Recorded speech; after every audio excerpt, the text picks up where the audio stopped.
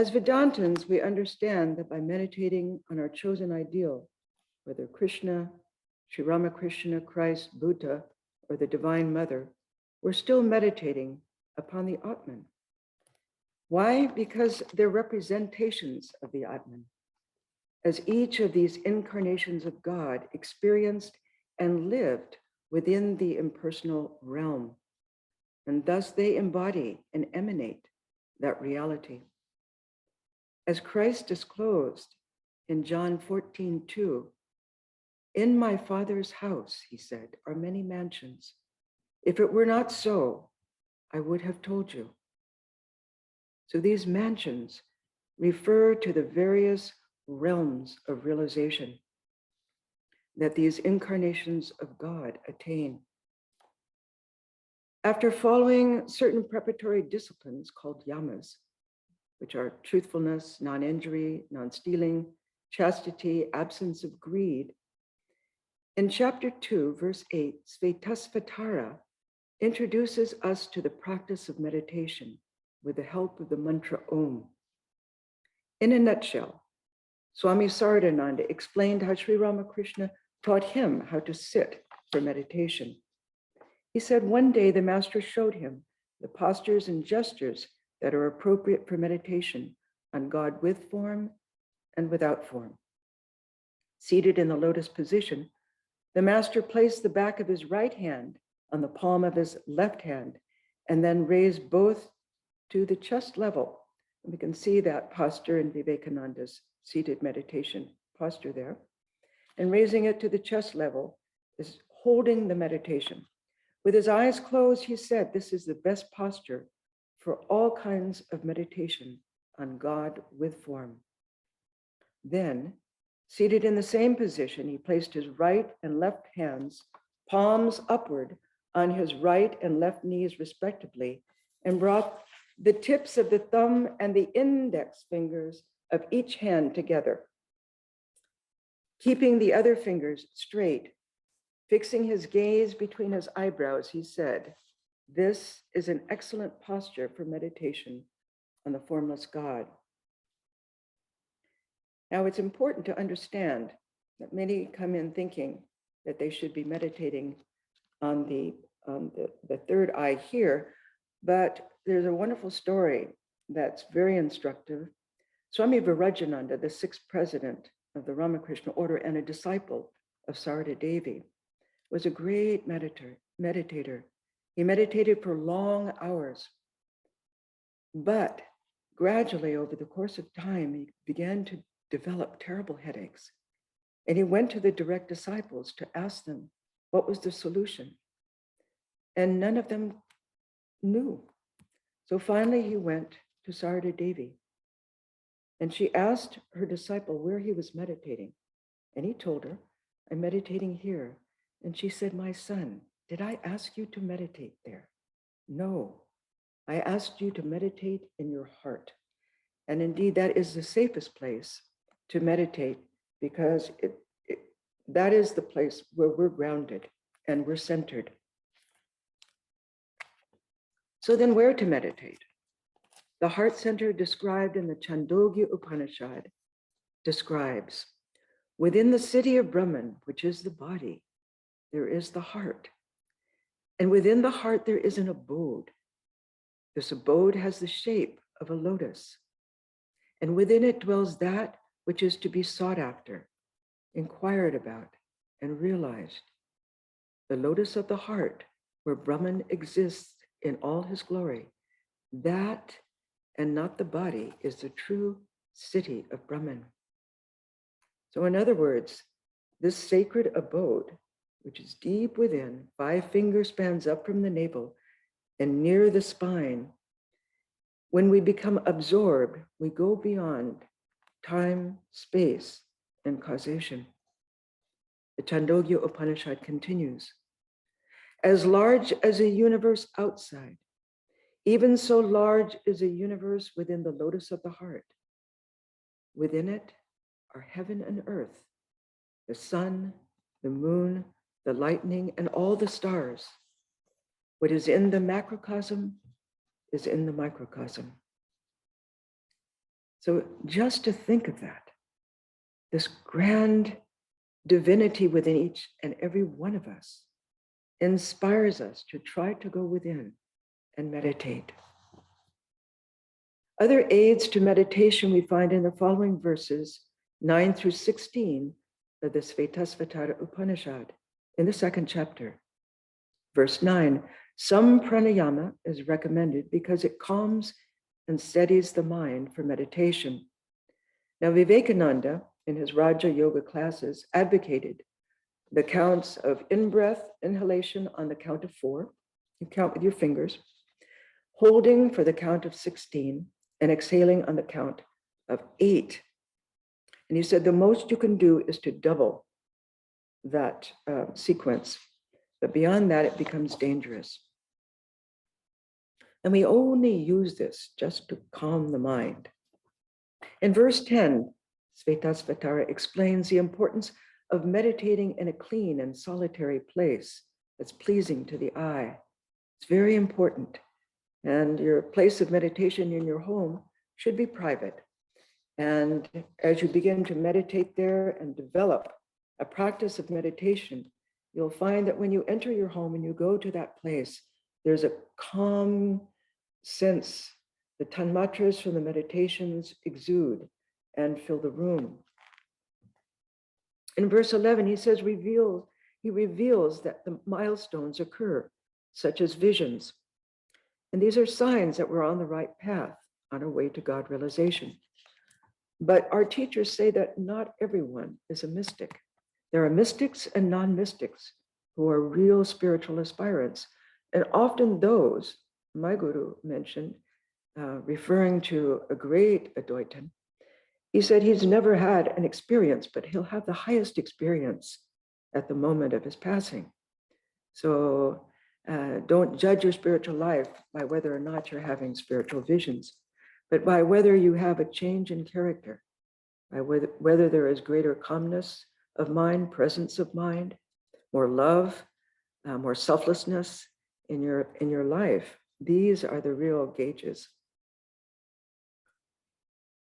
Often, if we do have visions, if we're graced with visions, our teachers tell us not to get stuck there. It's easy just to dwell in that, to relive that experience and to dwell in that. It's good to relive it before one's meditation, but Swami Brahmananda used to urge his disciples onward, saying, light, light, more light. In verses 12 to 13, we find that through sadhana, the body is purified and our health improves. Now, what's the importance of that? Well, Swami Pravrajika used to say, as you become absorbed in meditation, you will realize that the self is separate from the body, and for this reason will not be affected by disease, old age, and death. Verse 14 explains that as we progress, we become freed from sorrow. Yes, we may experience sorrows in our lives, certainly even Holy Mother and Sri Ramakrishna did, but our recovery is greater. Verse 15 says, the yogi experiences directly the truth of Brahman by realizing the light of the self within. He is freed from all impurities. He the pure, the birthless, the bright. So from the standpoint of realization, there is nothing to be attained. The light of the Atman is already there within each one of us. It is not outside. So what is the nature of that light? Sri Ramakrishna describes for us. It is impossible to explain Brahman by analogy. It is light, but not the light we perceive, not material light. He said, the light of God illumines the world. Therefore, with that light, Jnanis can discriminate between good and bad, the permanent and the impermanent. The mind becomes awakened, as it were. He goes on, the ignorant who lead a worldly life without knowing God are like people living in a house with mud walls. With the help of a dim light, They can see the inside of the house, but nothing more. He continues, but those who live in the world, after having attained knowledge and realized God, are like people living in a glass house. They see the inside of the room and also all that is outside. The light from the sun of knowledge enters strongly into the room. They perceive everything inside the room very clearly. They know what is good and what is bad, what is permanent and what is impermanent. So our job is to find that light within ourselves. How? Our teachers tell us to meditate, meditate, meditate. Swami Brahmananda encouraged devotees, have patience, infinite patience, until you reach the reality. In the primary stage, he said, meditation is tiresome. It is like learning the alphabet. Gradually, peace comes. There are boys who, after they have been initiated, complain to me that they are not getting anywhere. He's talking to monks. I do not listen to them for 2 or 3 years. Then later they come and tell me, yes, Maharaj, I am getting somewhere now. So do not be impatient. Struggle intensely for 2 or 3 years, and your heart will be flooded with joy. In verse 16, Svetasvatara says, he is the one God, present in the north, the east, the south, and the west.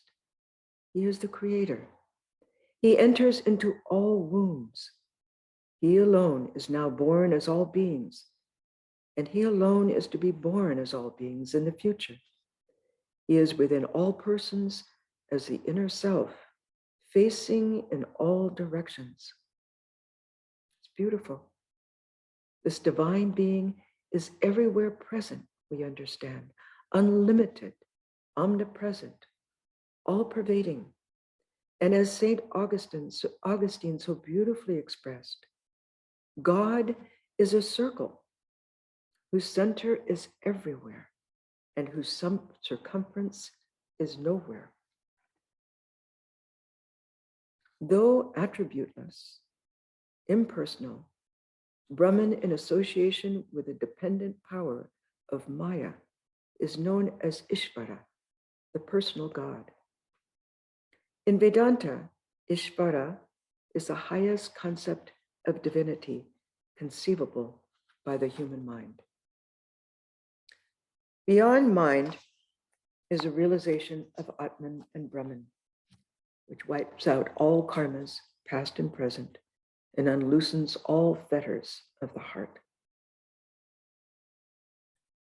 Finally, in verse 17, Svetasvatara gives us a universal meditation. He says, let us adore the Lord, the Bright One, who is in fire, who is in water, who is in plants and trees, who pervades the whole universe. In these last 2 verses, Svetasvatara introduces the personal God, and so naturally we ask, how can there be a personal God and an impersonal God? The answer is, there is only one God. Sri Ramakrishna used to give the analogy, impersonal and personal God can be compared to a snake at rest and a snake wriggling. He said, the Brahman of Vedanta and the Chit Shakti, that's the Prakriti, the power of Brahman, are identical. It is like the snake and its wriggling motion. The moment you think of the snake, he said, you must also think of its wriggling motion. And the moment you think of the snake's wriggling motion, you must also think of the snake. When do I call the ultimate reality by the name of Brahman? When it is actionless or unattached to action. And now we come to the 3rd chapter, verse 1. Svetasvatara tells us, the one absolute impersonal existence, together with his inscrutable Maya, appears as the divine Lord, the personal God, endowed with manifold glories. With his divine power, he holds dominion over all the worlds. At the periods of creation and dissolution of the universe, he alone exists. Those who realize him become immortal. So there are two themes in this verse, and the themes are unity, the one absolute existence and sovereignty, and the personal God, who is the master of Maya. So Maya is the creative energy of Brahman, by which this universe is projected, sustained, and ultimately withdrawn back into Brahman. What is Maya's relationship to Brahman? The Upanishads compare Maya to Brahman, just as the silk, which is Maya, from which the spider's web, which is the world appearance, is made from the spider, which is Brahman. See, these analogies help us to hook our mind around these very, very exalted philosophical points. Sri Ramakrishna explained, creation is likened to the spider and its web. The spider brings the web out of itself and then remains in it. God is the container of the universe and also what is contained in it. So in this example, we see that Brahman and Maya are inseparable. Sri Ramakrishna explained, Brahman and Shakti are identical, like fire and its power to burn. When we talk of fire, we automatically mean also its power to burn. Again, the fire's power to burn implies the fire itself. If you accept the one, you must accept the other. So where then, we ask, is the beginning and end of this universe? Well, the universe will dissolve away, but it cannot be completely destroyed. Maya's nature is like a net. It ensnares, but the possessor of the net, Ishvara, Brahman in association with Maya, is in no way under its spell. Ishvara, Brahman with qualities, is the power of Brahman, the personal God whom Sri Ramakrishna called the Divine Mother. Now, Totapuri, Sri Ramakrishna's Vedanta guru, didn't accept the Divine Mother. In fact, he used to ridicule Sri Ramakrishna's devotion to her until one day he was blessed with her vision.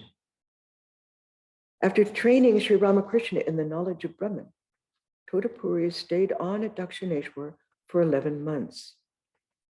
One day he became stricken with blood dysentery. And as the days passed, he found his mind couldn't become absorbed in meditation because of its excruciating pain. Disgusted, he thought, I am not the body. Why associate any longer with it? With his mind fixed on Brahman, he waded out into the Ganges. And lo, he crossed almost to the other side, but discovered there was no depth of water in which he could drown himself. Totapuri said, what is this divine Maya? What a mysterious play of the Lord. And immediately, as if someone within him lifted a veil covering his mind, he experienced a dazzling enlightenment. In his own words, the omnipresent Divine Mother, cosmic Mother, omnipotent Mother. Mother is in the water and the land. Mother is the body and the mind. Mother is illness and health. Mother is knowledge and ignorance. Mother is life and death. Whatever I see, hear, think, and imagine is Mother. She turns yes into no and no into yes. No embodied being can go beyond her jurisdiction unless she is pleased to release him. And no one has even the power to die. Again, the same is beyond the body, mind, and intellect. transcendent, and devoid of attributes. So this was his realization. All his life, he had been worshiping Mother as Brahman without knowing it. In other words, Brahman and the power of Brahman are identical. In the remaining night, Totapuri meditated upon and chanted the glories of the Divine Mother. Bliss radiated from his face. The illness had acted as a friend to him. Then it was gone. Swami Bhomananda, a disciple of Swami Virajananda, who I had the great good fortune to associate with in Hollywood and also in Pune, explained what transpired with Totapuri. In his own words, he said, his, Totapuri's, previous nirvikalpa experience was only partial. He believed in God transcendent, not God transcendent and immanent. He did not accept the Leela. That is why Sri Ramakrishna became his guru in this respect. We may ask, what is the difference between Ishvara, the personal God, and an ordinary jiva like us? The personal God and the individual man or woman are composed of the same three gunas which produce the universe, no doubt. But the personal God is the master of Maya, whereas the individual, you and me, are its slave. The second principle is that the personal God has a far greater manifestation of power than the ordinary mortal. We may become one with the personal God, but we can never become the same as the personal God. Swami Vivekananda gave a beautiful illustration. He said, when the Vedanta says you and I are God, it does not mean the personal God. To take an example, out of a mass of clay, a huge elephant of clay is manufactured. And out of the same clay, a little clay mouse is made. Would the clay mouse ever be able to become the clay elephant? No. But put them both in water, and they are both clay. As clay, they are both one. But as mouse and elephant, there will be an eternal difference between them. Swami Vivekananda said at another time, the thing is this, Sri Ramakrishna is far greater than his disciples understand him to be. He is the embodiment of infinite spiritual ideas capable of development in infinite ways. Even if one can find a limit to the knowledge of Brahman, one cannot measure the unfathomable depths of our master's mind. One gracious glance of his eyes can create 100,000 Vivekanandas in this very instant. But if this time he chooses instead to work through me, making me his instrument, I can only bow to his will. Verse 2. The Lord is one without a second. With his divine power, he rules over all the worlds. Within man, he dwells, and within all beings. He projects the universe, maintains it, and withdraws it into himself. Brahman is both the efficient and material cause of this universe.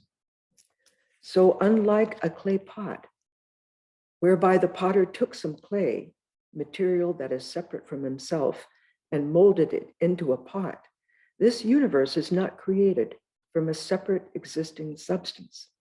It is manifested. Example is given of a tree. Where did it come from? A seed. In other words, the tree was at one time within the seed in a latent form. Everything comes from Brahman, is sustained in Brahman, and returns to Brahman. Svetasvatara said, with his divine power, he rules over all the worlds. In other words, in this philosophy, there is not just one world.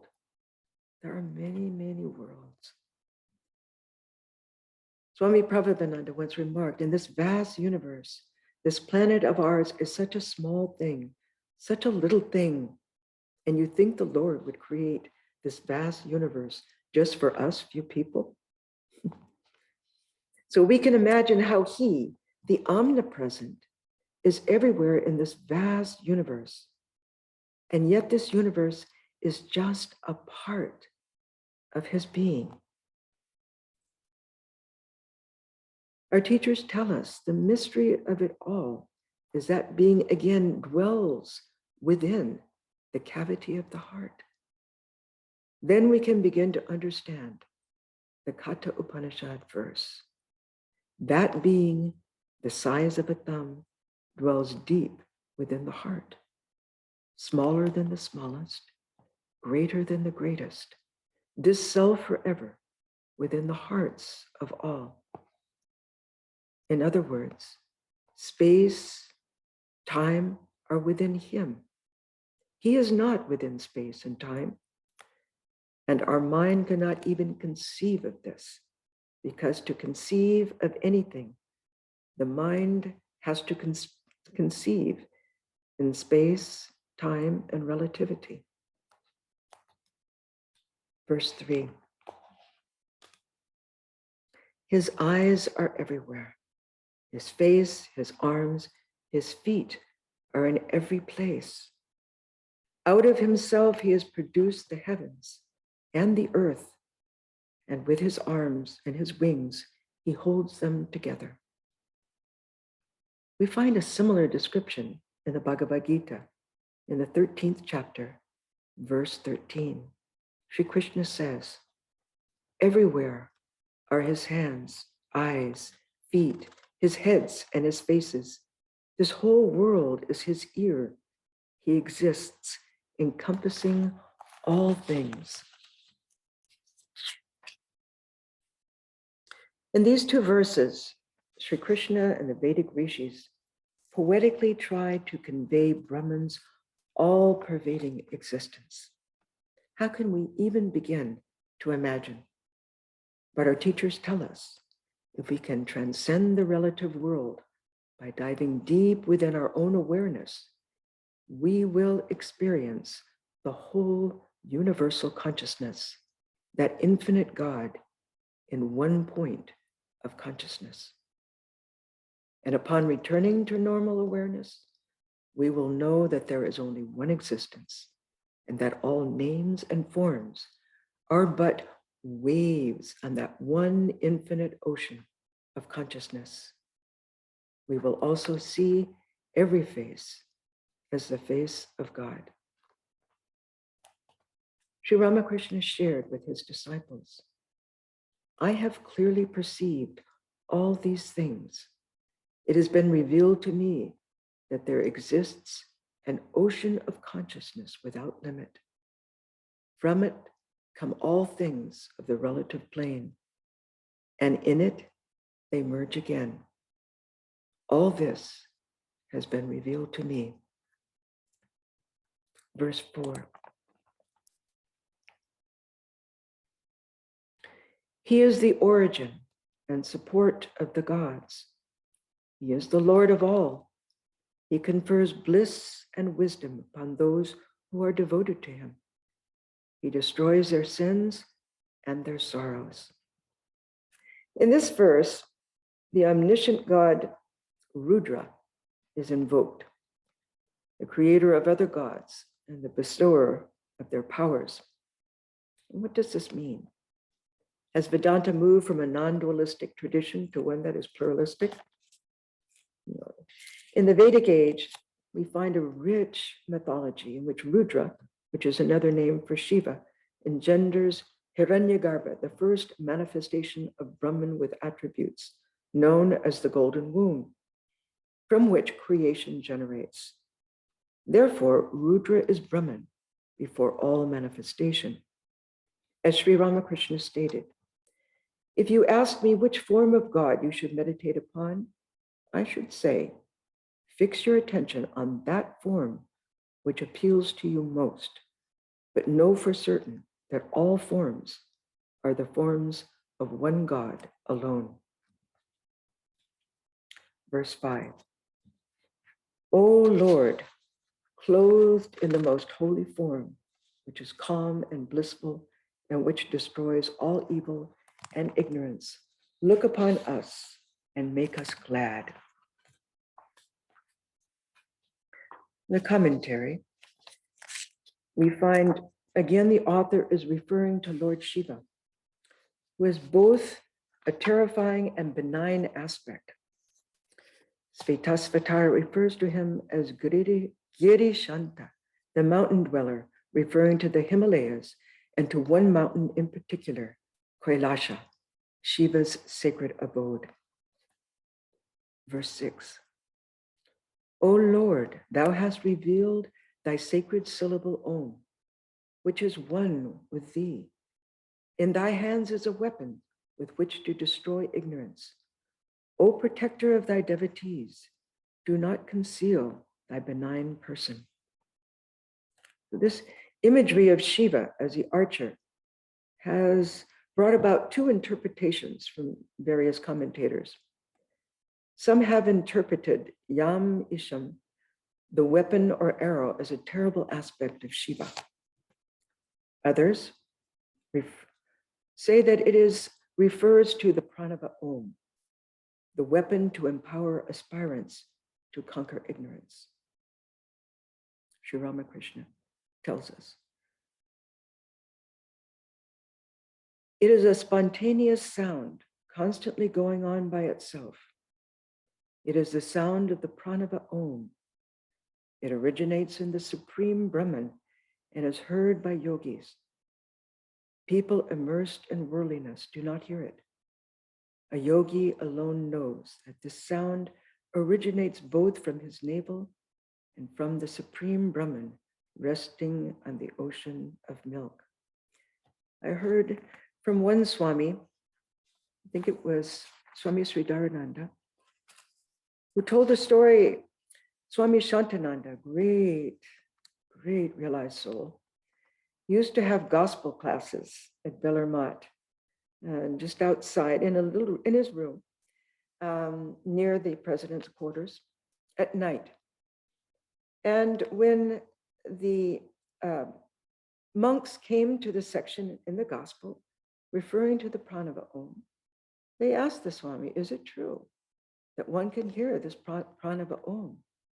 And Swami Shantananda answered, I am hearing it now. In the Yoga Sutras, chapter 1, verse 27, Patanjali explains, Tasya Vachaka Pranavaha, his manifested word is Om.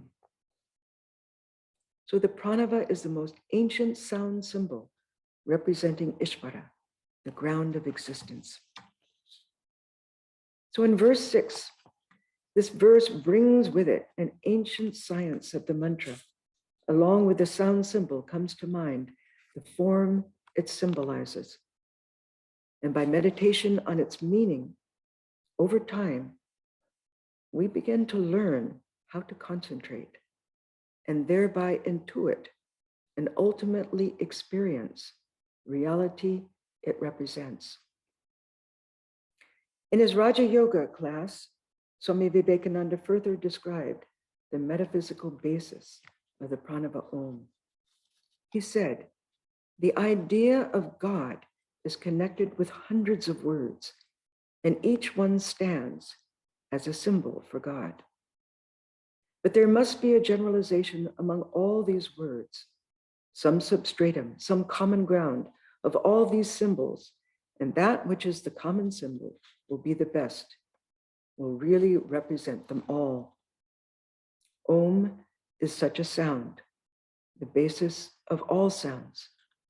The first letter, A, is the root sound, the key, pronounced without touching any part of the tongue or palate.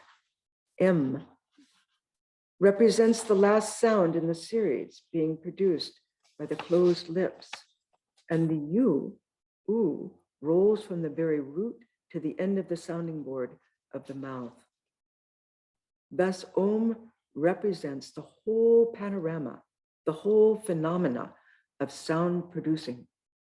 As such, it must be the natural symbol, the matrix of all the various sounds. It denotes the whole range and possibility of all the words that can be made.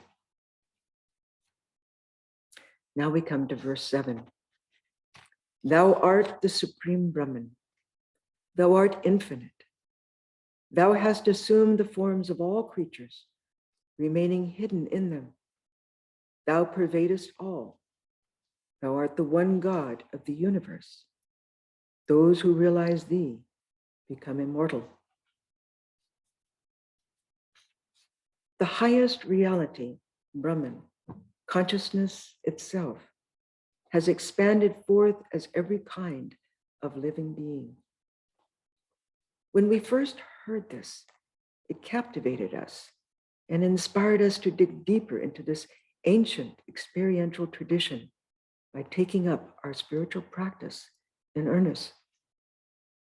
But the great teachers urge us to keep up our practice here and now. Here and now. In 1922, Swami Turiyananda wrote a beautiful letter to that effect to a devotee. He wrote, "You want to see the Lord in everything. Why then do you not begin to see the Lord in everything even from now? Just try and you shall succeed." He went on, "If you don't try even from this moment, you shall never be able to see him in everything at any time. You must do it, and nobody else shall do it for you. Therefore, go on seeing him that way, and practice will make you perfect. Wholehearted sincerity, that is what we need most." So even in our daily life, when we meet someone, we can imagine the Atman within that person. That changes the quality of our interactions with that person. In our family members, in our friends, in our children, in our parents. As Swami Vivekananda asserted in his Raja Yoga classes, imagination, properly employed, is our greatest friend. It goes beyond reason and is the only light that takes us everywhere. Verse 8. Said the great seer Svetasvatara, "I have known beyond all darkness that great person of golden effulgence. Only by knowing him does one conquer death. There is no other way of escaping the wheel of birth, death, and rebirth." The entire Vedanta philosophy is contained in this verse. What is the purpose of life? It's not just to be good, but to be God realized and transcend the law of causation, birth, death, and rebirth. Until that is achieved, there is a continuation of this life known as reincarnation. According to the law of karma, one is born, one lives, and one dies, and again is to be born from a beginningless time. To reincarnate means to go through the same life experiences again and again, pleasure and pain, success and failure, happiness and sorrow. All are seeking happiness through this finite world of relativity. But none of us will find lasting happiness through that which is impermanent. As Christ said in John 16:3, "In the world ye shall have tribulation, but be of good cheer. I have overcome the world. So these words coming from incarnations of God are like soothing balm, because we're all seeking that which is lasting. If we can unite ourselves with God, we can transcend this relativity. How? By facing the facts through our own tribulations and experiences, that we can never attain lasting peace and happiness through the things of this world. And where is God? He is right there. He is right here. He is within each one of us, that close. He is our very self. I'd like to end with a riveting yet beautiful story of one devotee's fact-finding journey through this world that led him to attain the goal of life. Some of you have heard this story again before, but again, I would like to share it because it holds such truth for us that even our suffering can tear away the impermanence that we see and bring us closer to that one that we cherish most, the Lord within. As nuns, we're often privileged to witness death of our devotees, and Tim was one such. Tim was an interior decorator, and he used to frequent our bookstore in Santa Barbara to buy gifts for his friends. He wasn't interested in religion, but through the years, he had come to know and love us. We had a book buyer, and I was the gift buyer for the bookstore, buying the prayer shawls, the malas, the objet d'art, the statues, the paintings of various manifestations of God in all of the world's religions, but mostly within our own tradition as well. A long period of time passed during which we didn't see Tim. Then one day, I met him outside our Santa Barbara temple. And he told me he was diagnosed with AIDS. And at that time, in the 1980s, AIDS was a social death before it became a physical death. And we, as a religious tradition, were one of the few that performed funeral services for those who died from AIDS. Tim continued to come to the bookstore, but this time, instead of gifts for his friends, he came to purchase Ganges water and the gospel of Ramakrishna and ask deeper questions about our tradition. One day he inquired about mantra initiation. I mentioned this to Swami Swahananda, and he agreed to initiate Tim. Another several weeks of time lapsed with no sign of Tim. Finally, I saw him again outside the temple. He'd been hospitalized, near death, terribly abused and neglected by the night nurses in the hospital. I encouraged him by reminding him, "You're initiated, you have a guru." And his answer was very poignant. "My disease has become my guru," he said. One by one, his friends had left him. He was realizing firsthand, this world is impermanent. Now, we may say this world is impermanent from the standpoint of Vedanta, but to truly feel that is something else. There was a painful 3-year transition that followed. Time became precious, and Tim's visits to the temple started once a week, then twice a week, then thrice a week, then daily. Over the course of these 3 years, we saw how AIDS ravaged his body. In the last year, he was hospitalized several times, along with the same mistreatment and social outcasting. In the last months, he sought the temple atmosphere 3 times a day. He lived very close to us. And he practiced the meditation instructions that he had received from Swami Swahananda. In the last day, we were called to his bedside. Pravrajika Brahmaprana, the senior-most nun in our convent, and I visited him in the hospital. And we always go with Ganges water, as is our tradition. We entered his room and were shocked and dismayed by the stench, the syringes and blood-stained pads that were left in his room by the night nurses. Tim was semi-conscious, in pain, and there was a great inner turmoil going on, as though his soul were alternately drowning and gasping for breath.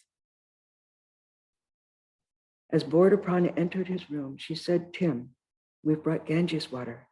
Sri Ramakrishna has come to take you."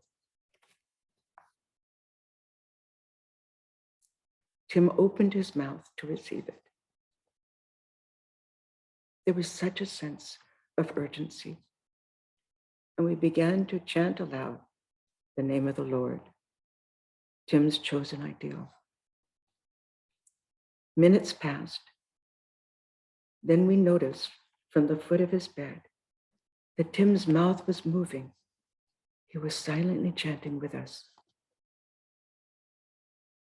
Then we saw tears of bliss trickling down his cheeks from the outer corners of his eyes. We moved closer to his bedside, and suddenly, in a semi-conscious state, he lifted himself up, turned to face us with a blissful smile that wreathed his face. Overcome, we left the room. I re-entered the room to say my goodbye. Tim was quiet, indrawn, tears trickling down his cheeks, the turmoil completely gone. 10 minutes later, Tim passed away.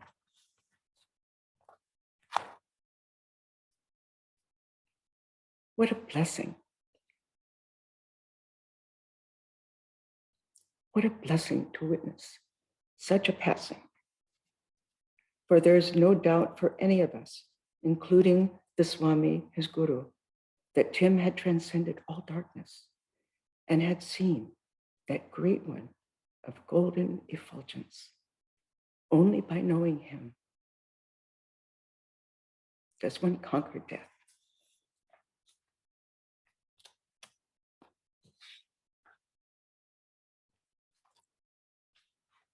I'd like to end with a guided meditation.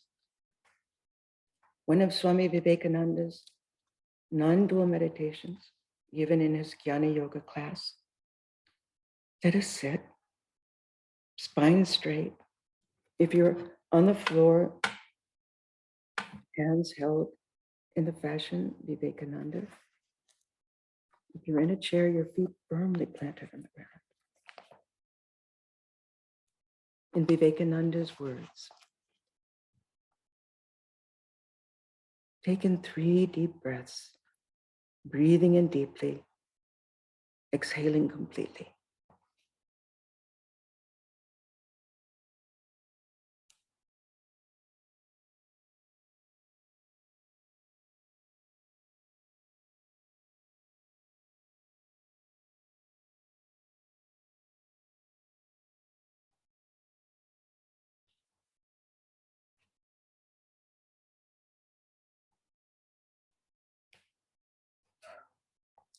First, we begin our meditation by negation. Think away everything we are not.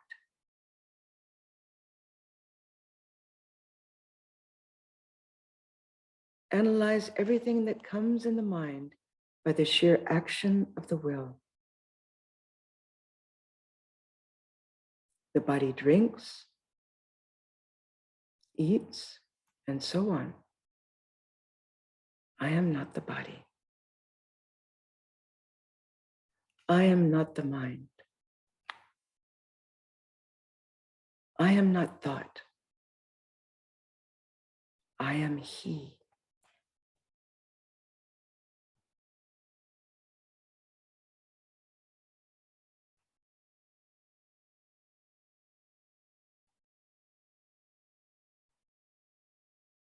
Next, assert what we really are: existence, knowledge, and bliss.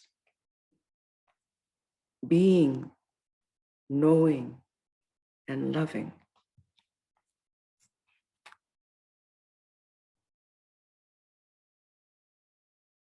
Meditation is the means of unification of the subject and the object. Meditate. Above, it is full of me.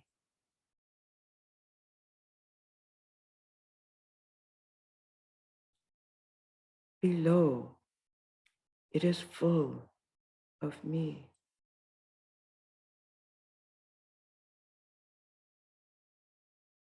In the middle, it is full of me.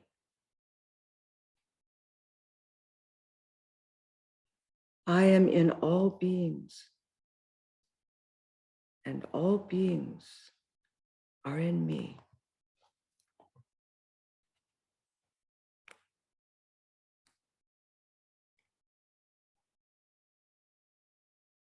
Om Tat Sat. I am that.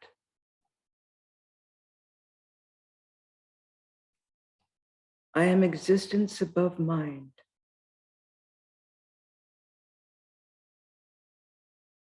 I am the one spirit of the universe.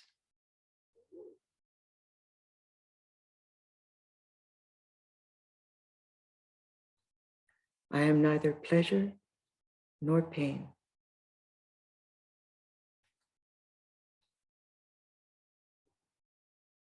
I am He.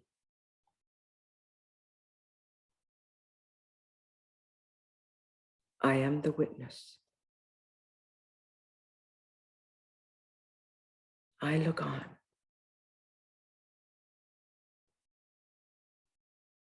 When health comes, I am the witness.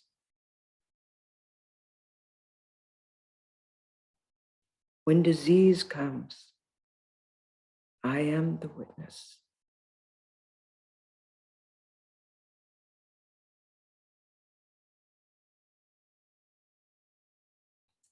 I am existence, knowledge, bliss. I am the essence and nectar of knowledge. Through eternity, I change not. I am calm, resplendent, and unchanging.